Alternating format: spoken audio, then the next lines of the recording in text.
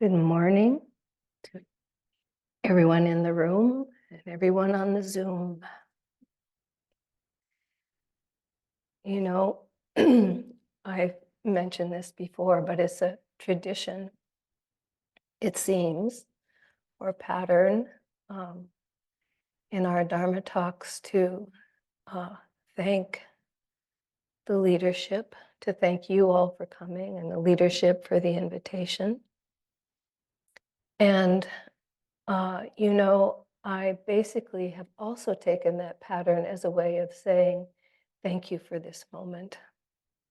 We're being so supported by the universe to be here, and by the leadership to help, and all of you to help support this great space.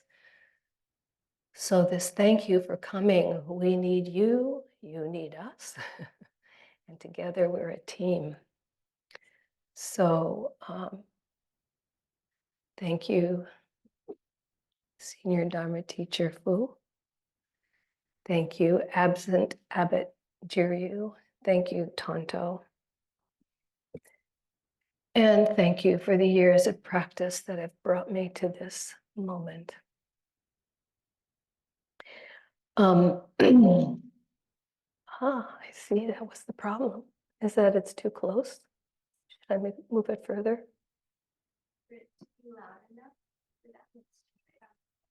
Okay, all right. Let me just, this is called working with causes and conditions. Oh, close is better. Oh, okay. See, I'm learning things. How's that? How's that? Does that work? Testing. That's what we do every day. We're testing. Well, I don't know what you're doing. That's what I'm doing every day, testing. So I would like today, I'm so sorry. Do you want me to go to the headphone thing? I just don't know how to do this. I think down is better. You know, Fu, what have you done? You don't know. Let's just try it. The Okesa can hold it. So at one point, I remember asking my teacher, Tenshin Reb Anderson, like, what are we doing here? What is the point of this? And he said, the core of our teaching is Zazen. We're here to encourage Zazen. So I'd like to say some things about that today. And the other thing, I wonder if it's not so loud, if the people can hear me anyway. Can you hear me in the back? So? Okay. Talking.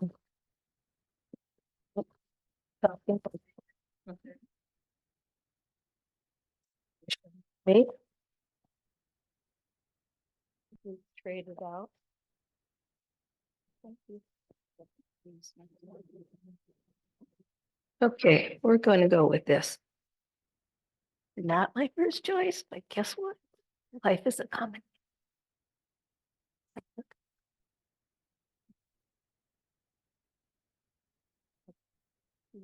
Here.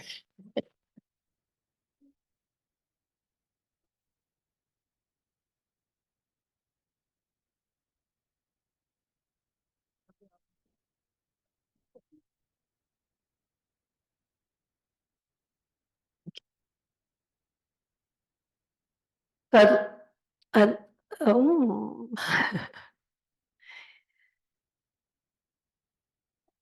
So this talk or this moment, I would like to talk about Zazen. I would like to talk about or speak to the fact that I've been I'm currently in a crossroads right now in my life and in Zen Center. But the place I would like to start is for you to go in and see if you can identify or remember what it is that brought you here. How did you come to be here, whether in this room, as a Sunday guest, as a guest student, as a resident, someone who has come in through Zoom? What is it? Can you articulate that for yourself? This is important.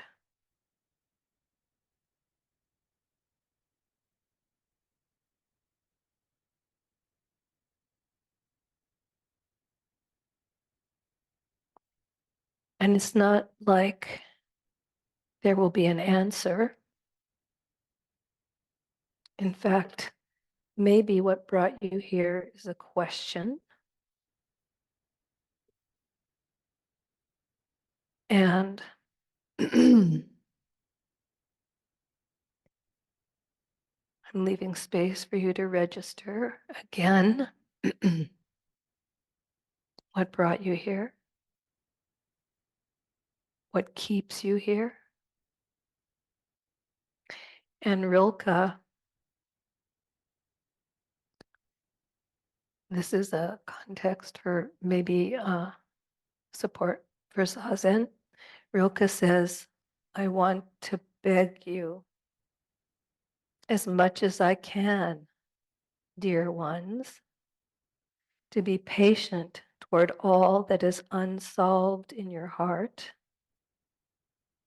and to try to love the questions themselves, to love what brought you here, to love what keeps you here, to appreciate and love the exploration and the discovery.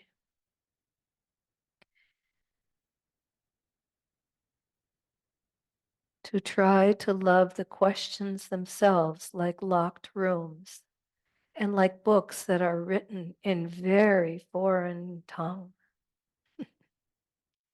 Do not now seek the answers which cannot be given to you because you would not be able to live them. And the point is to live everything. Live the questions. Live what brought you here. Live what keeps you here. Explore. Define, redefine. Live the questions now. Perhaps you will then gradually, without noticing it, live along some live in some long distant day into the answer.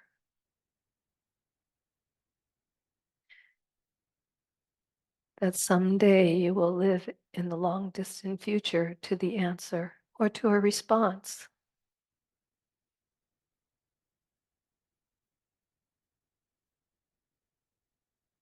Be patient to all that is unsolved.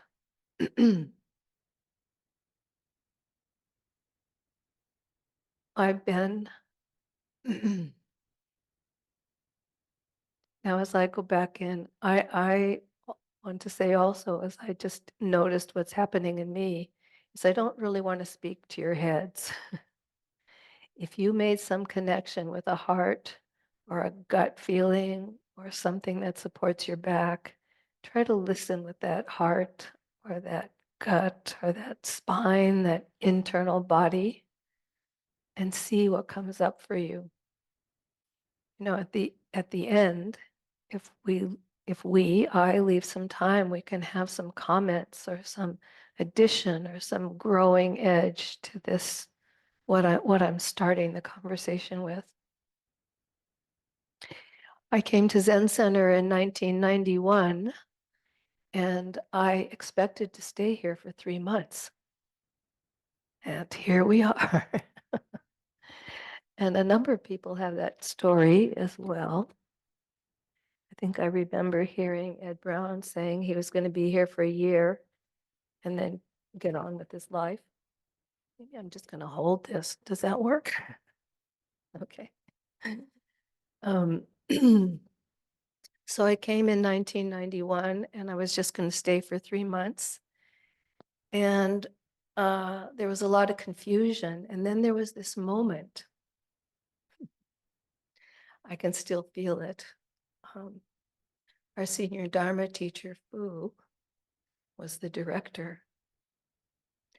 And one day she tapped me on the shoulder. I can almost feel it. And she said, "Would you like to stay for a year as a provisional student?"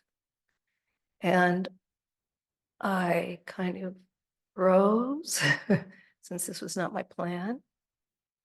And then I came back to Fu and said, because I like to keep my commitments, I said, "I think I can commit to 6 months and then we'll see." And she just smiled and said, "Okay." And so 6 months turned into a year, and many years here and also at Tassajara. So I'm asking you, I asked you, what is it that brought you here? What is it that keeps you here? And I would say over the years, my understanding, my feeling, the generation, the age that I grew up in, I saw how much suffering there was. I mean, it's not like it went away, and there's plenty of it now. But I wanted to find a way to change the world. And as I listened to the Buddha's teaching, I thought, this is it. So I kind of thought I could kind of grasp a transformation of consciousness in maybe a short time.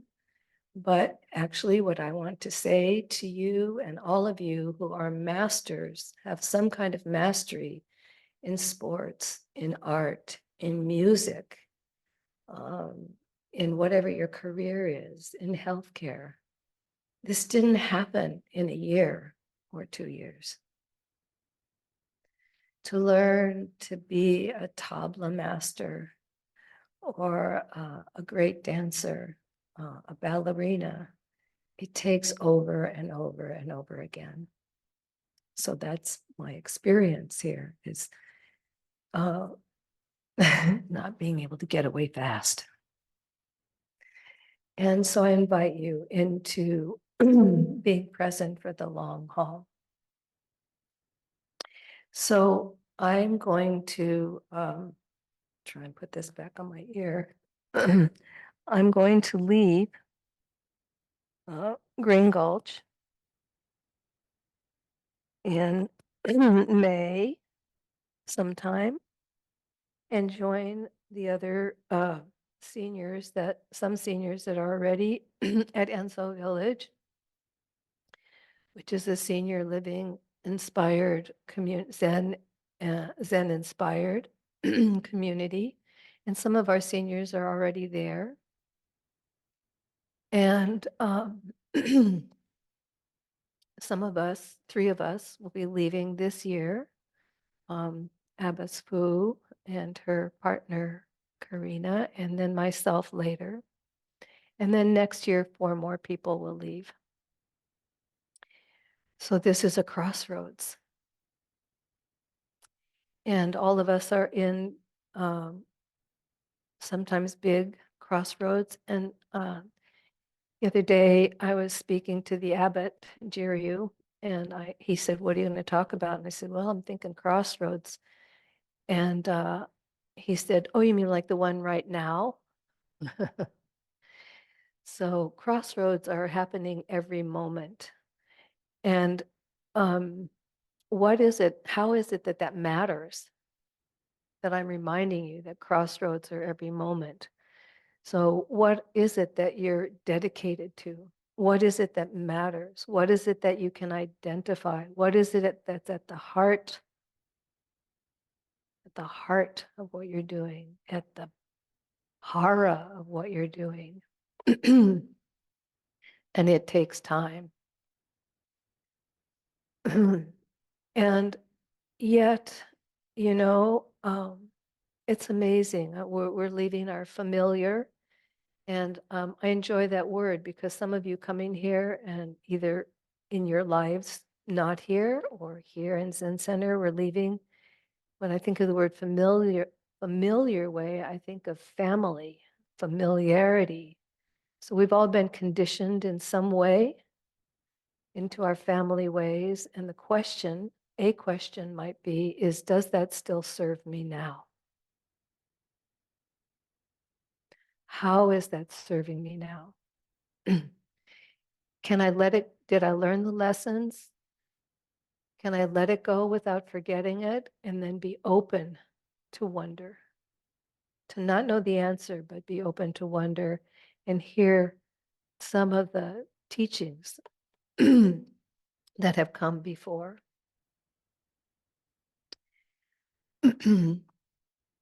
So I'm just putting that out on the desk, on the deck, in the space.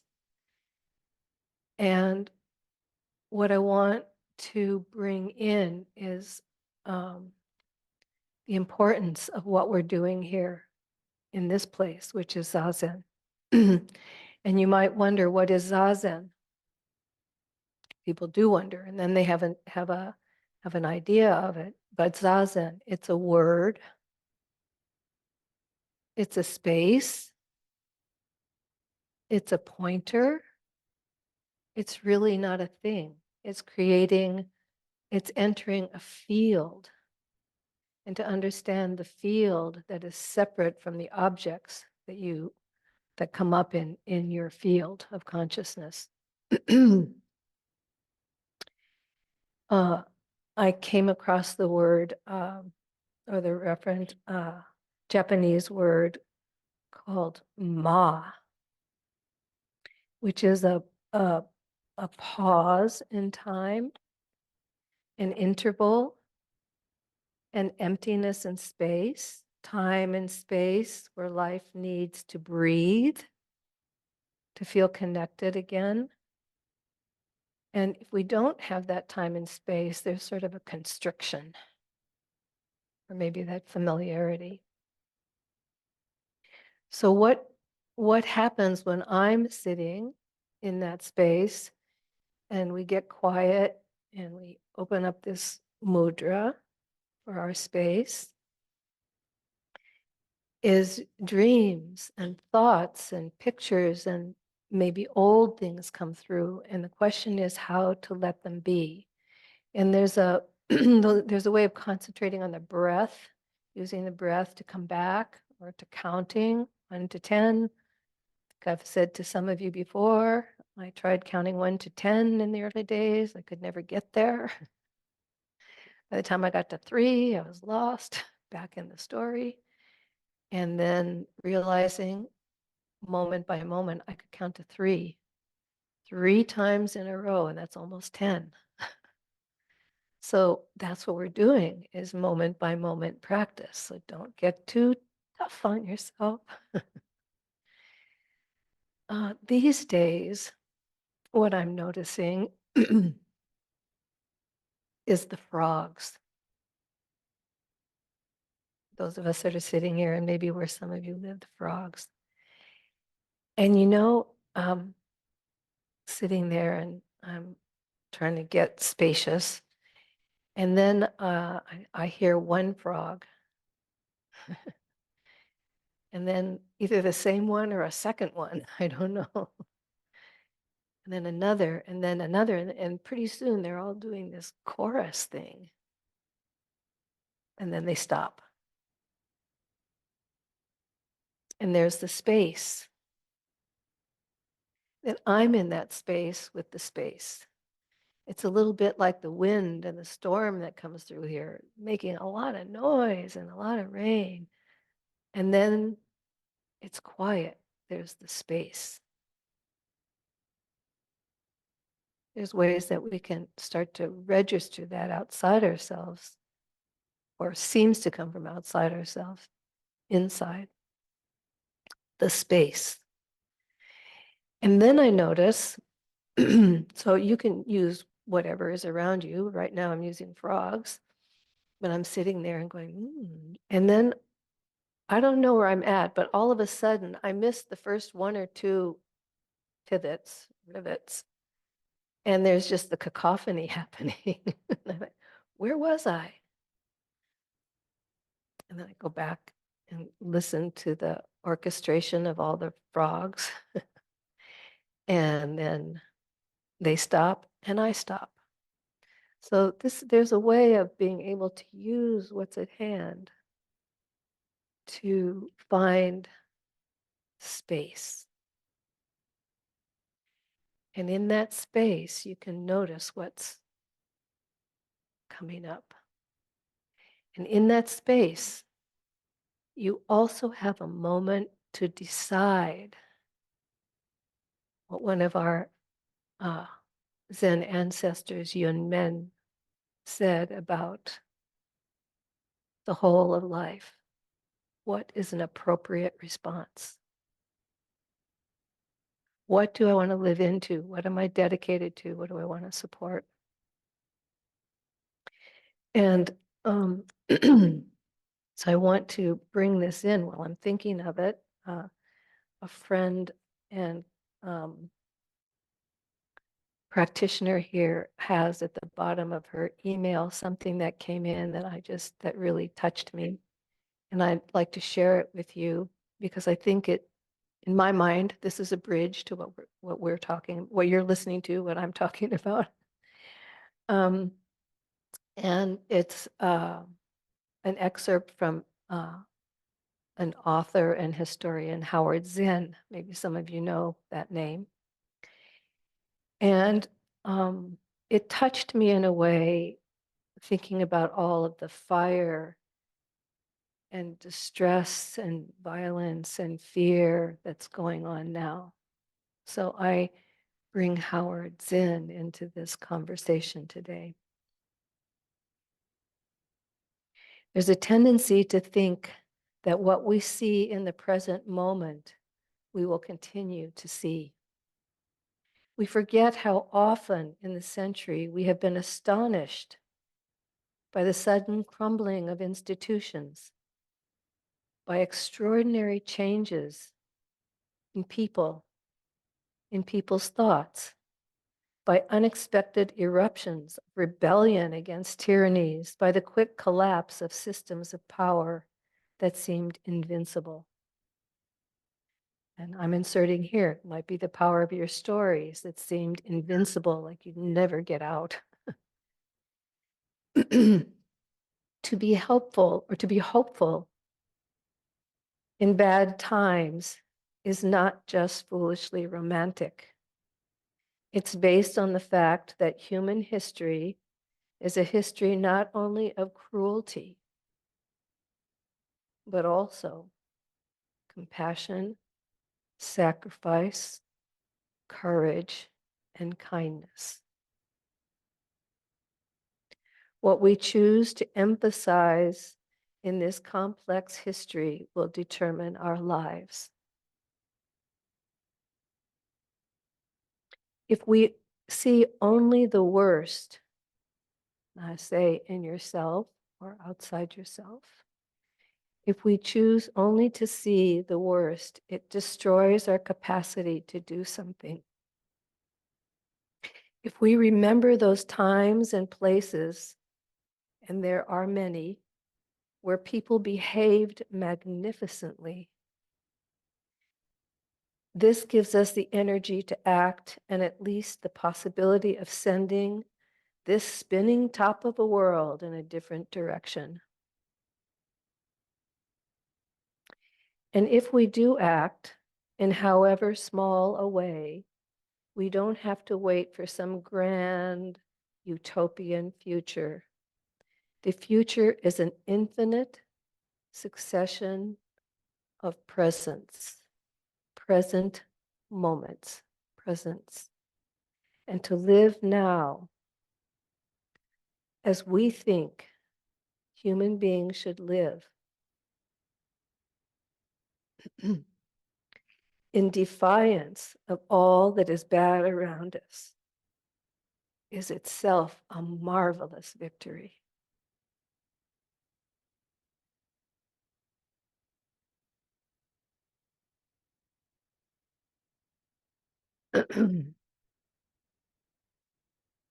We don't have to change and wait for some grand event. So, what do we call the world? It's not a world out there, it's this world. How will I relate to this world? In one of our koans, it says, what is the world? What do you call the world? I wanted to change the world, but actually, the world, the people I relate to.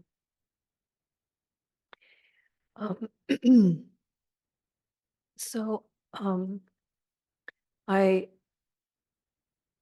this marvelous victory, so many times we fall down, get up, make a mistake, or is it a mistake?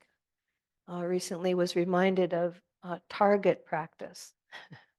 Or maybe I think someone in the community was telling me they were went down to the Pelican Inn and they were doing dart practice. I've tried the dart practice. I miss a lot. But what the story they reminded was 99 misses, and then the 100th time, bingo. I don't know if they said bingo, but you know what I mean. And in order to make that one hit, that one dead on, the other 99 were needed.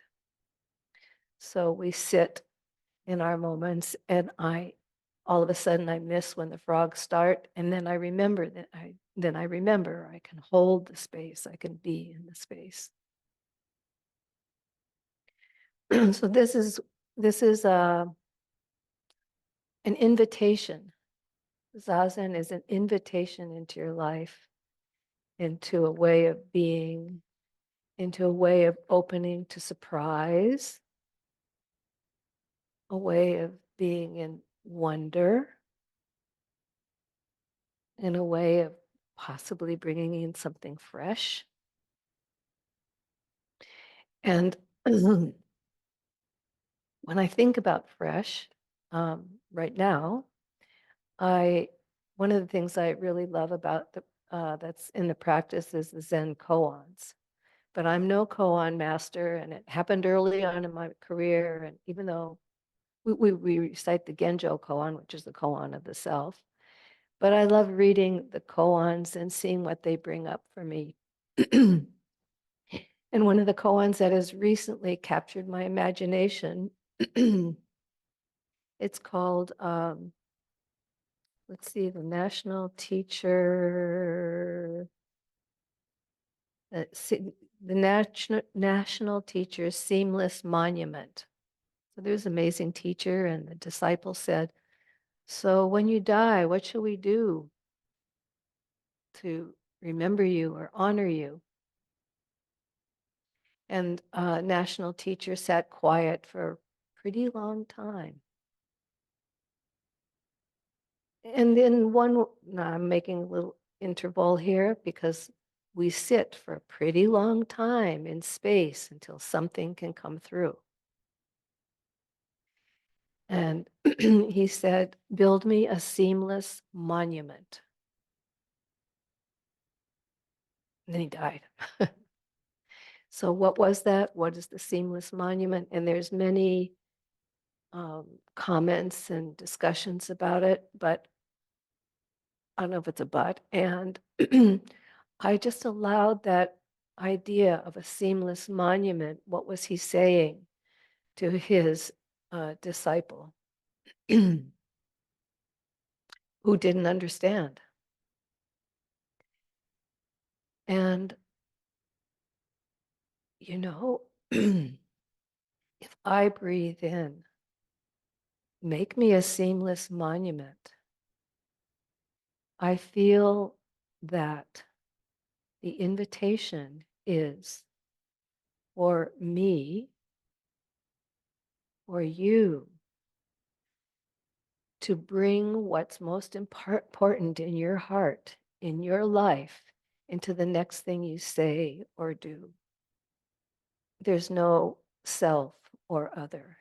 When I'm cutting carrots, when I'm sweeping the ground, when I'm planting the kale, when I'm putting out the sandbags,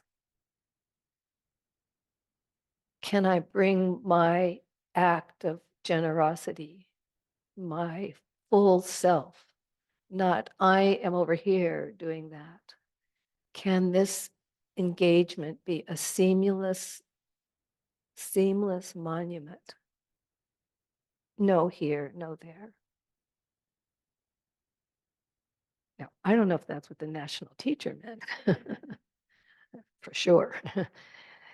And, but what would it be to be so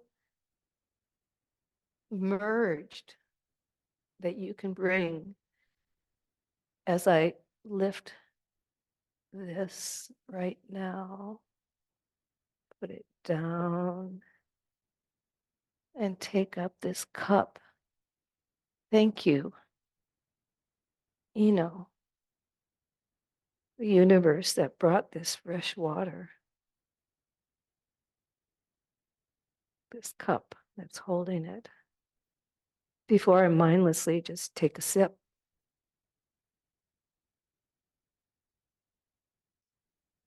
Mm. Little chlorine though.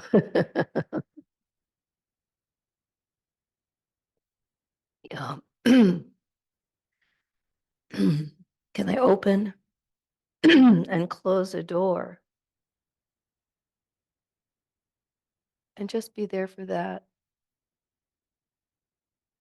without rushing into the next thing? Not always. But like listening to the frogs, I can sometimes catch it afterwards, especially in closing doors, unless I'm using the sound as a communication. Oop, slammed. Oops. So, yeah, can I live my life as a seamless monument?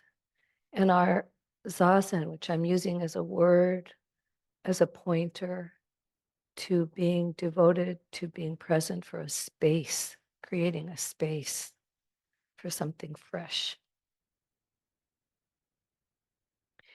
I want to read 2 poems that I think are emanations or invitations to being in this space. And one of them is called, so this is dedication. One of them is called Fluent. I would love to live like a river flows, carried by the surprise of its own unfolding.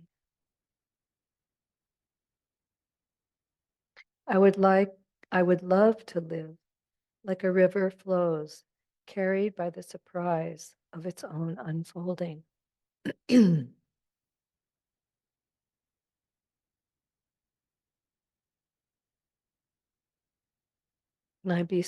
can I be carried by wonder and surprise?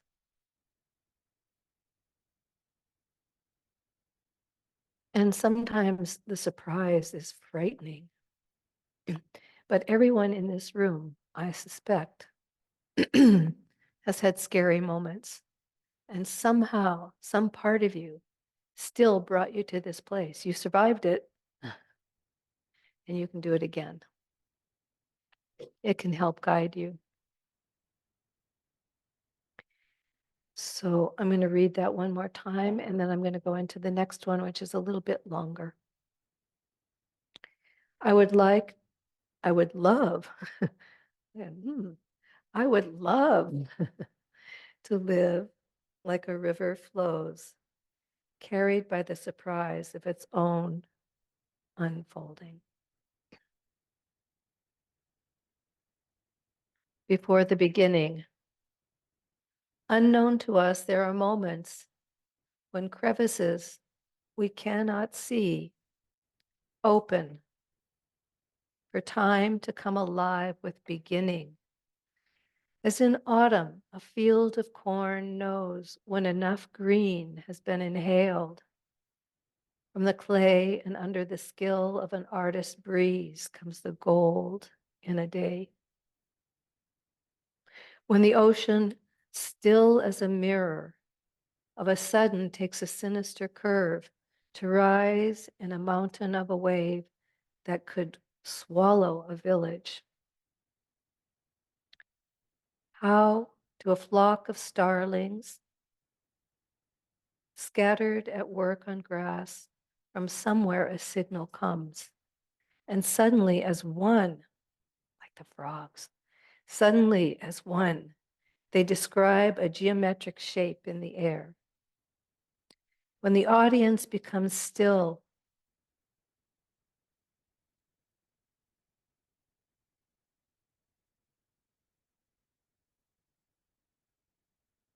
and the soprano lets the silence deepen. In that slow holding, the whole aria hovers near,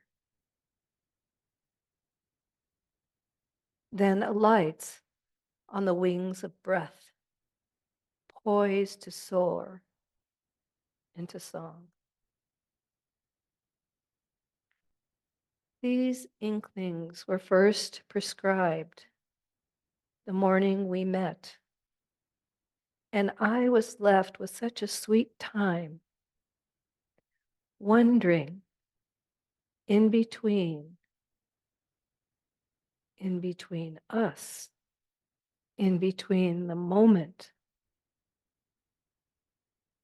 in between something was deciding to begin or not.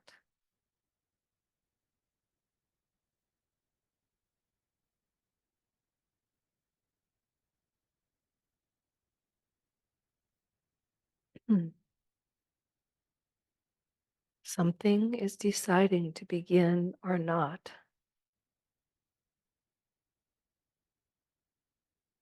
When the wind blows, the grass moves. It takes many years. And somebody might say, well, Zen is kind of sudden. There's sudden and slow enlightenment, but suddenly, after a slow, long time, you see um, what it is to become seamless with what is it that's in you. And it takes a devotion to being still. I find it takes a devotion to being still and quiet enough to hear a whisper. Sometimes it comes as a whisper to what matters. My teacher, Tenshin Reb Henderson, asks us, what is it that it's the most important thing. What is your intention? What is your ultimate concern? What is the gift that you want to leave this life? Not leave this life with, but leave. Let it go. And if we bridge back to Howard Zinn, when we could do this, what a marvelous victory.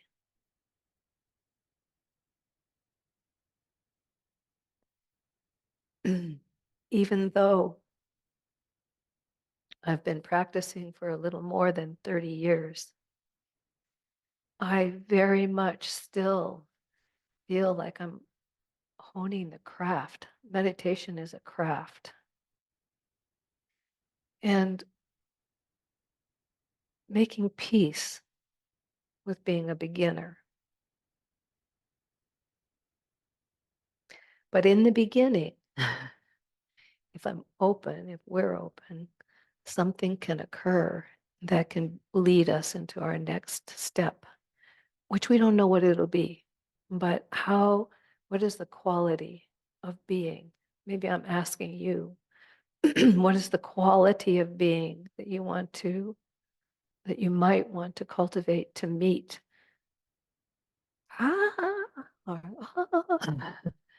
And know full well that it won't last. I think,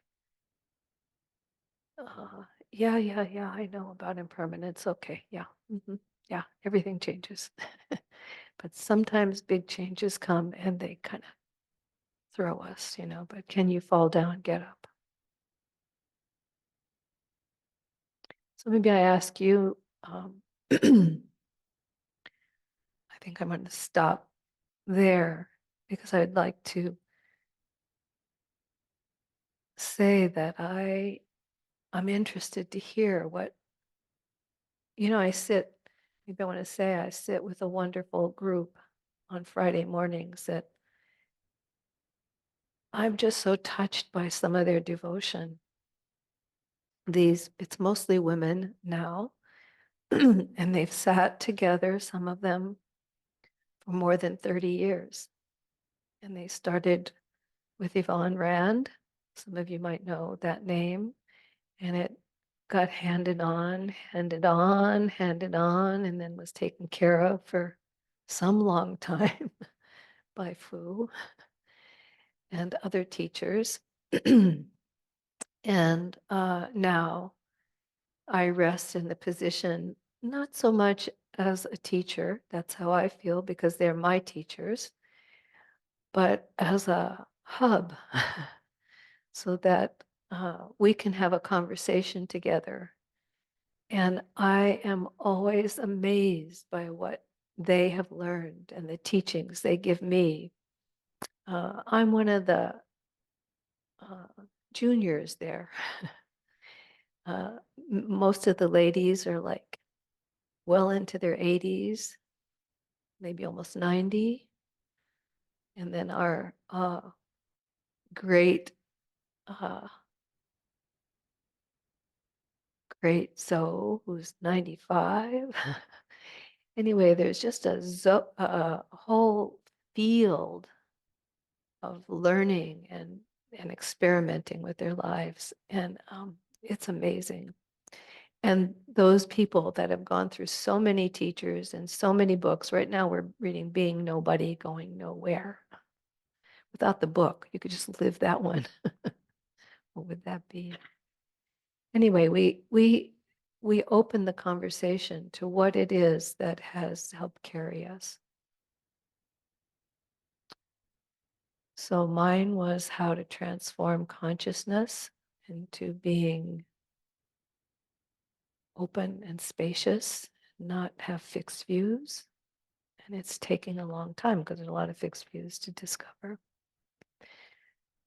So if any of you have some questions or would like to help say something to the congregation, either here or on Zoom or Zoom into here, you could help us open it. And this would be a good time before we close with our chant. And if someone, the first person is the bravest. The first person is the icebreaker.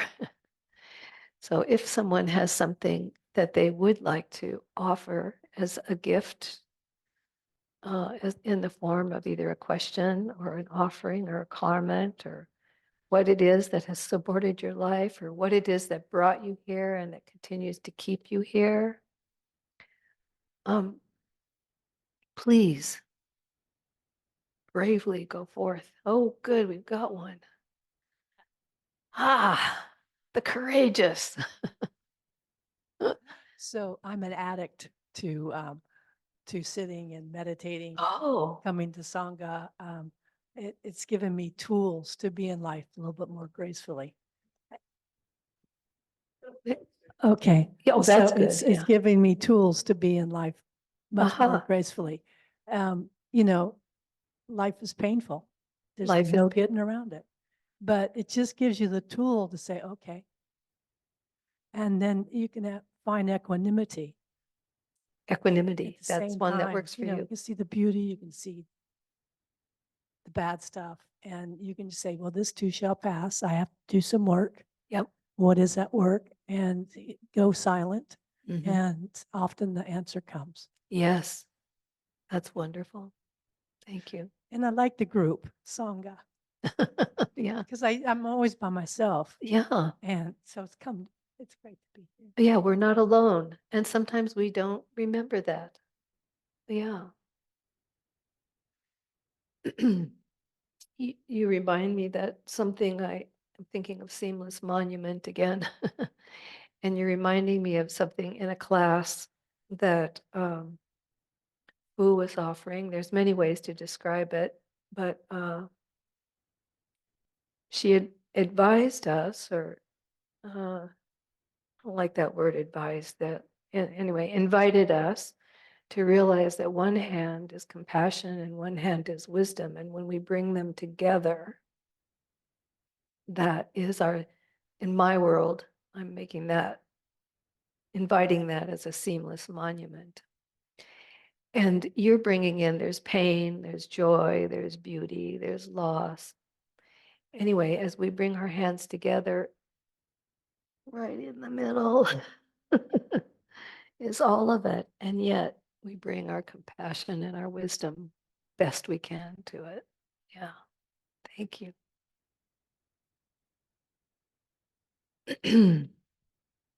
Yeah. Hello. Hi. Hi. Can you hear me? Barely. Okay. My question is very broad. Oh, Um, good. what supports you in letting go?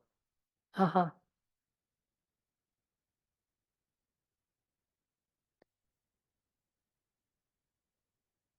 You know, that's a great question.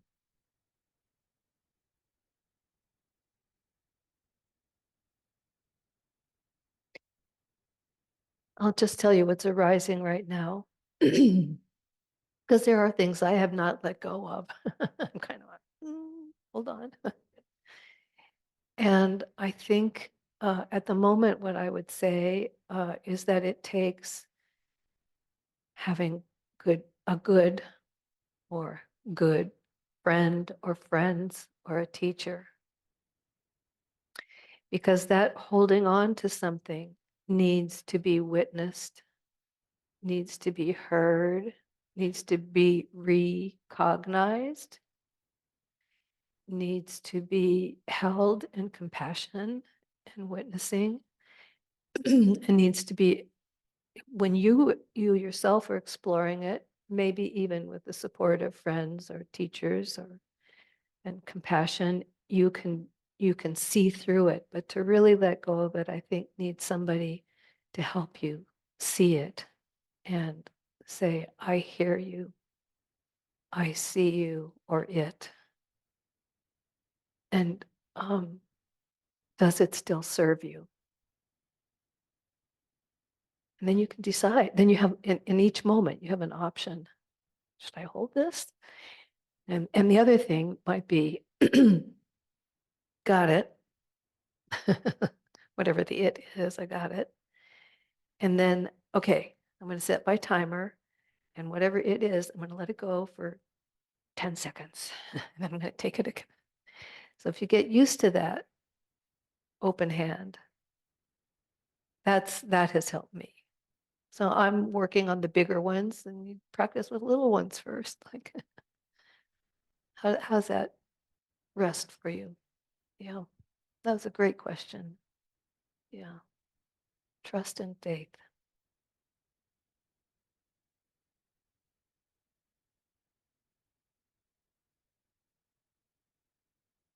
She walks like silent feet on the fog. Hi. Hi. Can you hear me? Almost. Is this loud enough? Can you help her position it? Like this? Yeah, try that. I'm here because I kind of needed to let go a bit. Right now, I'm in school. I'm 11 years old, and it's been a little bit hard for me to Yeah. keep track of everything. I have a lot of activities, and I'm getting a little bit stressed sometimes. So I need to let go, and I just need to take a minute to calm down. And then my friend invited me here. She's really nice about it. And I'm thanking her for that because this has really helped me Oh, to learn and to let go a little bit. So thank you. oh, thank you.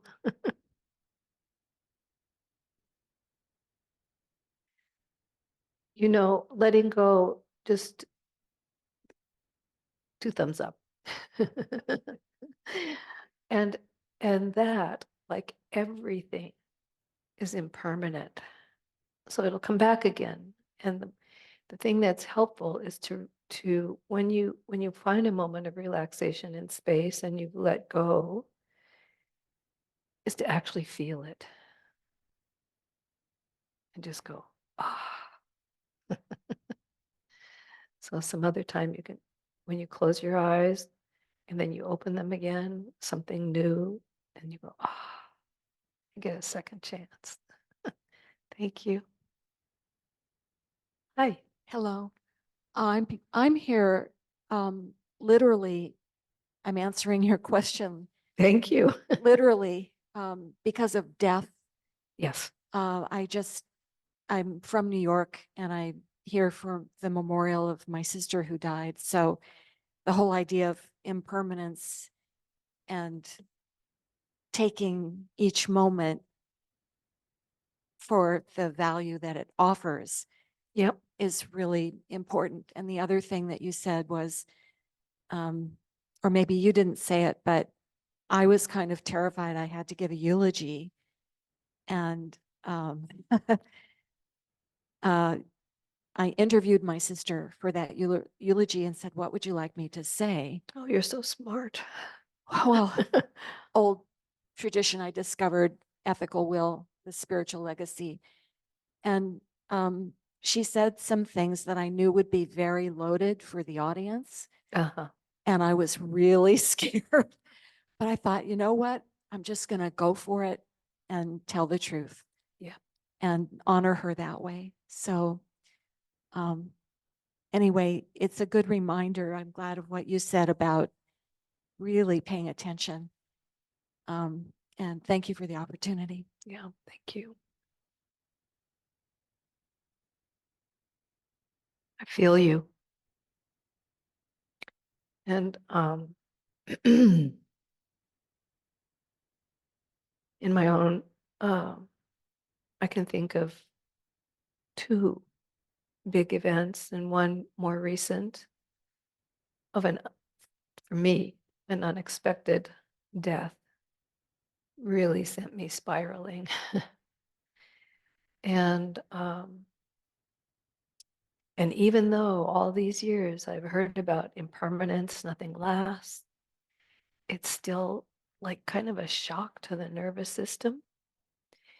But now I'm trying to use it or be used by it as a reminder to look into the eyes of the people that are in front of me, to listen, to take time. And many years ago, I think, I don't know if I was already, my parents were well, but I was like into their death. And when I left my house, I would look at it and I think, I might not be back. Take a look. Or when I would leave the office or leave someone, I just think, I might not see you again. Inside me, is there anything left unsaid or not? Sometimes we get the gift of, it's kind of a gift of somebody having some kind of extended illness so that we have some time to sort through it. But yeah, and so this building an internal quality of life, how to meet things, feels like a great support. And I watch the news and I see people that don't really have the gift of, oh, by the way, at 11:34 in the dark of the night, an earthquake is coming and it's going to take everything down. And there you are left with, so what's the quality with which I will try to meet that? So thank you very much. Yeah. Yes, please. Thank you from Reka. Thank you, Sonja, for your teachings and for sharing yourself with us. Kosan Mm. Kays maybe says a great big thank you for the beautiful talk. And I would like to ask, from where does your patience with being a beginner come?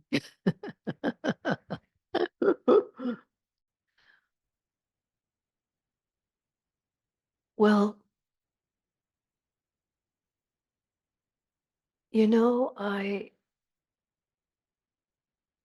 I have a response to that. I'm trying to think of when it first came up, and I'm going, okay, well, what's the option? I mean, if I really thought about the option to something, then that kind of says, okay, do I want that or not? And also I've had role models of people who have been successful at whatever they chose to do. And I have accomplished in small ways some things when I thought doing something over and over again actually led to a success. And one of the reasons I took a pause there was that in my Dharma name, when I got ordained, no, when I first took the Jukai, Hoitsu Suzuki Roshi gave me the name Seiryu Sonin, which is pure stream and then main point or religion or essence of patience. And then when I got priest ordained by my teacher, Tenshin Roshi, he said, do you want a new name? And it was it was like a kite tail to the other story, but I thought, okay, I'm ready. And he just changed the character. So it's still Seiryu Sonin, but it's a pure stream, ancient patience. So yeah, I think the other thing, thank you, Kosan, is it has a connection to stubbornness or steadfastness and being clear on what's important and wanting to, this is a scary thing I'm about to say, but accomplish it. So yeah, I think being stubborn and steadfast and with clarity, one step forward, one step back, and good friends and teachers and teachings. How's that, Kosan? And I'm sorry, how do you do it? Okay. Does she have is she impatient? Are you impatient, Kosan?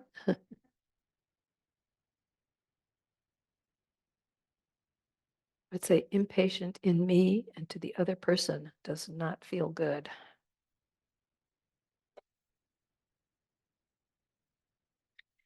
When I there was a time when I loved Baby Ruths. If any of you remember Baby Ruths. And then I would eat them while I was driving, and I'd unwrap it and I put the wrapper in the door pocket.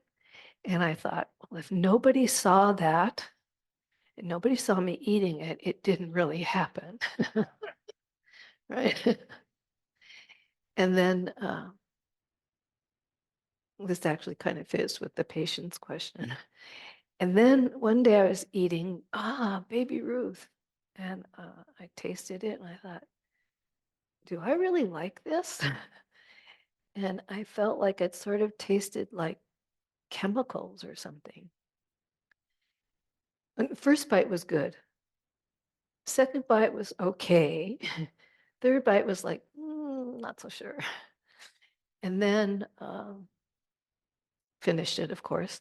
And then the next time, put the wrapper in the pocket, ate it again. I thought, do I really like this? And by the third time, I realized I did not finish it. I didn't like it. And I don't know how many years now, like 40 or more, I've not had a Baby Ruth. So I think that's the thing with if you want to be patient, you notice when you're impatient, and then how does that feel? What's the ripple effect of that? And do I want to keep doing that? I don't know. So, yeah. Okay, one more. Can we do one more? Can maybe can we meet at the outside? Would that work for you? Thank you. Okay, thank you. Okay.